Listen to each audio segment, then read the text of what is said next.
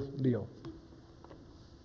I would say I knew Courtney for a while, except we really met on the airplane last year on the way to Indianapolis to the Gospel Coalition Conference. So there's your plug if you want to go this year with us. But we got off the plane and kind of connected. We had lunch together while we were there in Indianapolis. And then Courtney told me about all that God was doing through the Lifehouse in Rock Hill. And immediately our hearts seemed like they had been joined together for a long time. The passion is the same in that, Courtney has a heart for helping people who are underserved and unreached. And so joined in and helping how I could. And then I was asked to be on the board at the Lifehouse. And then through a board meeting, I volunteered our church to help serve, to open our doors for the homeless women to come and stay. And the rest is history. It's right here. Wonderful. So why don't you give us a little bit of background of the Lifehouse, maybe in general, and then maybe zero in of the need for the shelter. Yeah, absolutely. First, I just want to say thank you, because I believe that the reason that Amber and I are standing here today is in large part because many of you have given of your time and of your talent to serve alongside of the mission of the Lifehouse. And so I'm going to share some things tonight that some of you have already heard, and probably some of you could say yourself. But I serve as a board member for Pathways Community Center and have been doing that since the start. Had an opportunity to kind of help get that off the ground. It's a single point of entry in our community. It's a place for people to go who are in need, who need access to referral and resource. It's a one-stop shop, so no matter what your need is, you can come to this one place, and through an intake process, you're going to have access to the referral of service that you need. And the beauty of that is you don't have to go across town to get access to these services. You literally walk down a hall. And so for a long time, our community has dreamed of having a place that people could go to receive service. So as a board member, as we met month after month and continue to do, you get to hear the needs of people in our community. And there was a very prominent need that kept showing up. And in November of 2020, I was sitting at a board meeting, and the director at the time came in, and you'll remember even from this last November, it got cold really fast in November. It was like the 25-degree nights consecutively, in a row.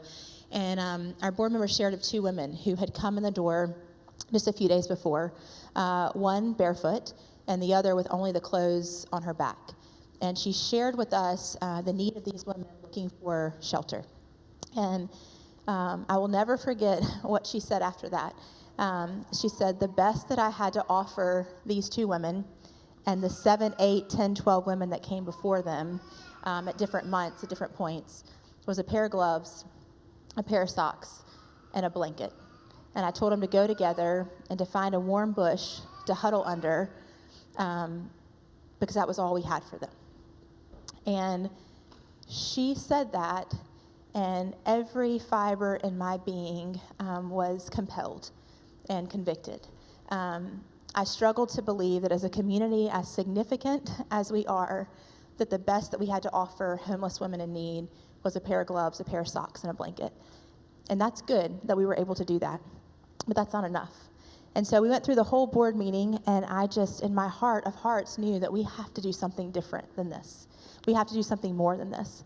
So at the end of that meeting, our chairperson called for any new business. And I said, well, forgive me. I said, this may just be personal business and not Pathways business, but I feel very compelled when I hear that the best that we have to offer is a pair of gloves, a pair of socks, and a blanket to homeless women in our community. And I believe that we can do better than that. And I don't know exactly what that is, but I'm willing to step out in faith and to ask people in this community to see what we might be able to do. And that is the testimony of the Lifehouse. It is a testimony of asking God's people to do what God has entrusted us to do, to care for the needs of other people. So there's countless testimonies of making an ask and seeing God provide. I made this appeal to the board, and I said, again, I don't know if this is just me or if this is for everyone, but literally as I shared this, the board member sitting around that table said, this is an us thing. We are really committed to this too, and I'm really grateful that you brought this up. And someone said, well, we're going to need some money to get this going. I'd like to give $2,500. And somebody else said, well, you're not going to outdo me. I'm going to give $2,500. And before you knew it, in about a minute and a half, $10,000 was raised around the table of the board members of Pathways to be able to at least have some type of seed money to get this thing going. And I didn't even know what this thing was that we were getting going. But I said, I don't have a solution, but I'm willing to work towards one. I'm willing to make some asks. And I knew of a vacant home on North Wilson Street that had been used previously as a maternity home for women in crisis pregnancy. I knew that the director at the time and the client being served had both transitioned out. We had actually partnered with Palmetto Women's Center to provide a baby shower for the woman who had been served. And so I had this in mind, but I had no idea what the future of this home was. I didn't know if they planned to bring in a new director in the next week or two, or what the case might be. But I said, I'm willing to have a lunch and just talk and see. So I met with a board member, and I asked her, what are the plans for this maternity home? And she said, we're going to take 90 days as a board to pray and to ask God to show us the future of this house. What is the mission that he wants fulfilled through the home on North Wilson Street? And I said, well, for the 90 days that you're praying about that, would the board consider using this home as a warming shelter for the winter months, 90 days of the winter months, to be able to house homeless women? And she said, well, if it's up to me, it's an easy yes, but let me talk to the board. And she did. And in 24 hours, I got the phone call that the Lifehouse maternity home had agreed to allow an unnamed group of people to use this home as a warming shelter for the winter. And so we worked tirelessly for 3.5 weeks, a group of us, to make this home ready for a shelter for women. And I was really determined to have women home for the holidays, so we wanted this home open before Christmas, and we did. We opened the doors December the 21st of 2020. We had 7 women and 1 child that literally fell through the threshold of the door. They were so grateful that they had a place to be able to sleep. And we have now served more than 112 women and 24 children through the Lifehouse Women's Shelter. There's a tremendous need in this community for this opportunity. And so this shelter is great because it serves 12 women at a time. We've been able to serve 112 women, so obviously we're working to try to move women through the process of a program, a 90-day program, to give them life skills, to give them job readiness, to help them with birth certificates and IDs and social security cards, things that will really give them self-sufficiency and sustainability beyond the stay at the Lifehouse.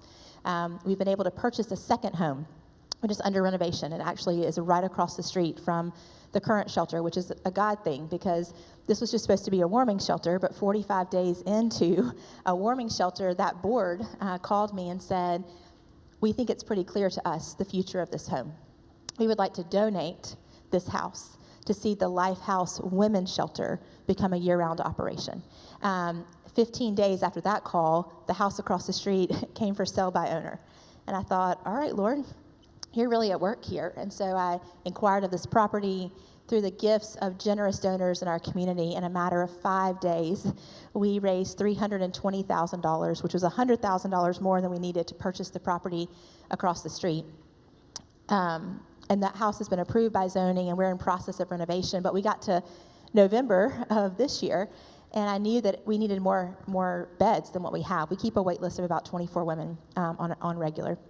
And so we were at a board meeting, and I said, what are we going to do for winter? Like, we've got 24 women on a wait list, and the house isn't ready yet. And I just, I really am concerned that we have so many women who are in need, and we don't have enough beds for them. And I said, I would love to see us open up some kind of overflow shelter, at least for the winter, that we could have these women housed. And insert Amber sitting at the board meeting. She said, we'll do it. We'll do it. Didn't really say that, Dave. I mean, sure. Let me consult with the church. No, we'll do it. Yeah. No, it wasn't that. It wasn't that. Let me interject. Okay. So I said, the church is the answer. Her question was, what's the answer here? And I said, it's the church, right? I mean, the church steps up to meet the needs of the people in our community. So I said, the church should do it. The church should do it. My initial idea was to do it like we did a couple years ago with the men's warming, where we would ask different churches, but it all just came to be this way. Yeah. That's my part of the story. Yeah, which is a really significant part of the story, because this part of the story was just another example of a measure of faith that was taken to trust God to do what only God can do. And this has been the beauty of the Lifehouse. We literally have just stepped by faith to do the one next thing. And God keeps opening the doors to make possible provision for his people, by his people. Amen. So you have both been seeing kind of God's hand in kind of the Lifehouse shelter here. Mm-hmm. Maybe just share some general testimonies, both from you, Amber, and from Courtney. You know, if you're kind of coming in and seeing and hearing the stories, then Amber being on the grounds, talking to the ladies in our church and serving. Maybe it's just general testimonies that you guys have seen. I guess the most recent and first thing that comes to mind is Rita's story. Rita lived 2 houses down right here in the White House for 19 years maybe, and her husband died and she couldn't afford to live there anymore. And so a few days before that, she was evicted from another apartment. You know, once she was kicked out of here, she kind of lost her footing and was going from place to place. And the first night at the shelter, she walked in over here, and I was just walking around talking to people, and I asked her, so how do you feel here? Like, just really trying to get a feel of, like, are we overwhelming you or what's going on here? And she said, I feel at home. And I said, well, that's good. That's a great answer. And she said, well, I've been in your church. Your pastor did my husband's funeral or spoke when he died. And it was just like a beautiful picture of her being able to come home. And then since then, she has stepped into an opening at the Lifehouse in the past couple weeks. And so just through the ministry of you all, through the Lifehouse, or through the cottage at our church, and then through the ministry at the house, she's able to hopefully get back on her feet. She's looking for a job. The way they work, the plan is a 30, 60, and 90-day plan. So they have to get a job in the first 30 days and then look for housing and all those things. And so her plan is to be back on her feet in the next 60-ish days. And so it's just beautiful to see how our church has touched her life in different seasons and in different ways. Yeah. So just to, I guess, maybe give a little clarity, we call the 314 North Wilson Street, the first house, the shelter. We call the house across the street that purchased the home, and we're calling this the cottage. And so all of this is underneath the umbrella of the Lifehouse. And so one of our very first guests at the shelter was a woman named Susan. And Susan came to us with a car. She came to us with a job. She came to us with a very committed sense of wanting to be able to gain access to resource that she needed to be able to move on for self-sufficiency and for sustainability. She was very driven very early on when she came to us, and she was one of the first women there. And she worked a plan. She saved significant money, and that's the beauty when all of your basic needs are met. So your house, your bills, your food, laundry services, shower services, when all of that is covered, which is what we do, you're able to work and save money, which in turn allows you to have some savings to go into, obviously, a place of your own. And so Susan did that. She saved significant, thousands and thousands of dollars living there for a period of about 4 months. And Susan has been living on her own now for 7 months. She lives in her own place. She has been able to be reunited with her cats, which were very dear to her. They were in foster cat care, which I'll be honest, I really didn't know that was a thing. But they were in foster care. She's been reunited with them. That was her motivation. Well, here's the cool part about the story. So Rita's here at the cottage. Rita was evicted, but Rita has a cat. And that cat is like her child. And the cat was taken initially. We were able to help her get the cat back. But we can't have a cat on the property at the church. That's not an ideal situation. And so we were trying to figure out, what do we do with a cat that is very connected to this woman? And you would like to think it's just as easy as, like, give the cat to a friend, focus on yourself, we'll get the cat back. But it just doesn't always work that way. But there's Susan, and Susan loves cats, and Susan's cats were fostered, and Susan knew the value of this woman being motivated to keep her cat. So someone, having been served at the shelter, reached out and said, I'll take care of the cat. I'll take care of the cat for Rita so she can move to the shelter, so she can work a plan like I worked a plan, so that she can get back on her feet like I'm on my feet, and so that this cat can be a motivation for her, just like my cats were for me. And now you have people who have been served, women who have been served, who are serving other women to ensure that they have the same opportunities that they've had. And so that's just the second part of that story, because that's the beauty of that to me, is that you have women who have been blessed by the experience of the Lifehouse in such a way that they want to extend that blessing to the lives of other people. So one of the things that have been extremely encouraging to my heart is just how our body has come alongside these women and served in numerous ways. Maybe just, we've seen God do tremendous things with these ladies and them transforming them. How have you been encouraged just watching the men and women, primarily the ladies at Park, kind of serve at the cottage to kind of fulfill this ministry? Yeah, the sign-up geniuses are constantly in your face, but people are so responsive to the needs of the women. I get texts multiple times a week about donations and about food, and many of you sitting here have provided all those needs. And I think it's a unique ministry in that you can help in ways that you can come and sit down with the women, have Bible study with them. Jen's over there now, and she's hosting a Bible study every week with them. Or you can bring food, or you can do the laundry, or, you can serve in so many different ways. But I think people, especially women at our church, have found ways to connect with the women and to share the gospel with the women in different ways and through different avenues. And it's really opened up doors for us to be able to serve in unique ways through our church. And it's been a huge blessing to watch people step up and do that. Yeah, and I would just add that the resounding testimony that you hear from the 112 women and 24 children that have been served, both from the shelter and the cottage in this last year, there is one word that we hear more than any other word. And I pray that it is the anthem of the Lifehouse for all of its time, and that is love. Women come feeling devalued. They come feeling like they've lost a lot of dignity. They feel a lot of shame. Some of them feel guilt. They feel loss. And what we see time and time again is them say to us, I've never known a love like this before. I never knew that someone could care about me the way that you all, and when I say you all, I mean collectively the volunteers, because our operation is primarily in the hands of volunteers, have loved me. I came in dirty and unclean and unkept, and I didn't have anything. And now I am full because of what has been poured into my life. So the transformation that we are seeing is through the gateway of love. And that's the gospel. That's the heart of Jesus. I had someone recently say to me, isn't this ministry really messy? And I said, oh, it's messy. And I said, but will you understand that God has reached in to your own mess in your own life and has taken the heart of stone and made it a heart of flesh and worked his mercy and grace in your own life? You can't help but want to extend that to the lives of other people.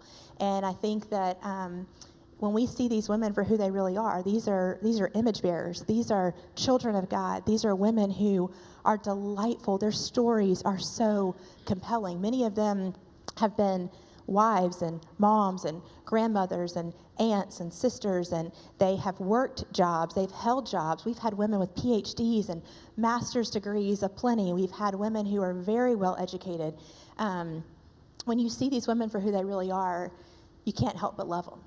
And what they have felt so lost in is the absence of love and feeling like someone cares. And so it's a messy ministry because you're stepping into unfamiliar places with people that you don't know.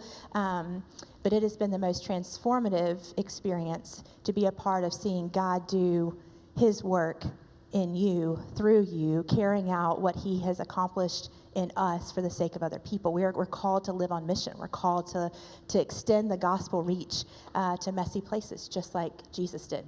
And so we have seen women come to faith. We have seen a woman who renounced her faith because of a really bad marriage. She was married to a minister who abused her, and she renounced her faith. She has come back to faith. She is singing in a church choir. We have seen the leading drug dealer, not by our recognition, but by everyone else, including law enforcement in our city, the leading drug dealer in this community come to faith in Jesus Christ, abandon every drug that she had ever done, left all of that behind, and is walking with the Lord in the most unbelievable, profound ways. Again, there's so many testimony I could give account to, but when I think about what has been so transformative is the fact that God's love has extended his reach of mercy and grace into the lives of people who, like me, so desperately need it.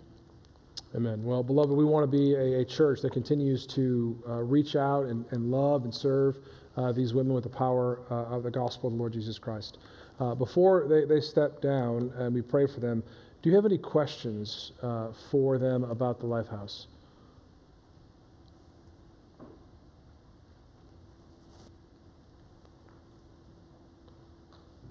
Looks like there's none, Grant. All right, there's one in the back, Miss Carrie. Carrie. You have to run, Grant, run.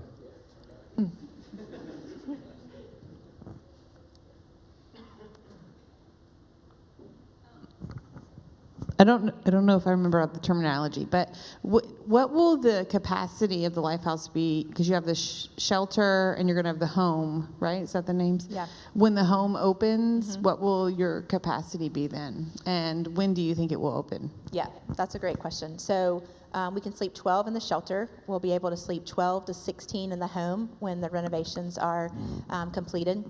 And I can share this with you because it's now public, but we went before the zoning board last night. Again, the cottage is going to become a year-round endeavor. We are going to be able to move the cottage from Park Baptist Church to Pathways Community Center, occupy Suite H. This church has shown us what this ministry can be in the lives of women, and the city has recognized the continued need. So with that addition of being able to make this a year-round operation at Pathways on any given night, hopefully in 6 months, we think the renovations will be completed. We'll be able to sleep 48 women, which just a year ago, there was not even 6 to 10 beds available for women. So we've come a long way in this community, and this is a community collaboration of a lot of people working to make that happen. Amen. Yes, Rachel. I was just wondering how many people are working with the women in order to get them to a place where they can be sustainable. Yeah, another great question. We have one full-time case manager. We have 2 part-time intern case managers. The intern case managers are actually from Winthrop. They've been a great partner through the social work program. We actually have one that's here at the cottage, and then we have another that's at the shelter, and then we have the full-time case manager. So they're working with these women on a weekly basis, providing weekly assessments with each of the women. The women come in and they set goals for 30, 60, 90 days, and then the weekly assessments are to check in on how we're doing with these goals and provide them with the referral and the resource that they need to be able to check these goals off and move on to the next ones. But in addition to that, on any given week, the Lifehouse, as the umbrella organization, has between 25 and 30 volunteers working to ensure the operation of the Lifehouse is sustainable. Our overhead expense from a personnel standpoint is very small because we have so many willing hands and hearts to step in.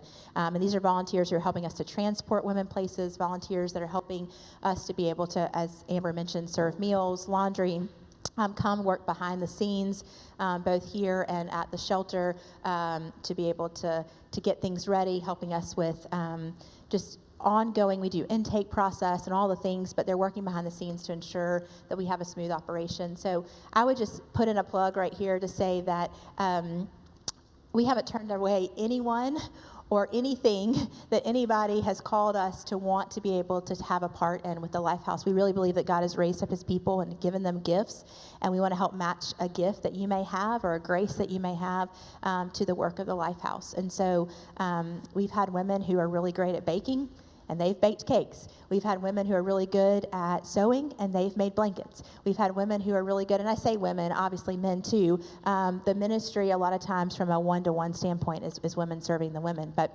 We've had men who are very involved in our transportation. We have a volunteer who's retired, and I love this. He said to me, I don't have to go to work anymore, but I'm all about helping getting other people to work.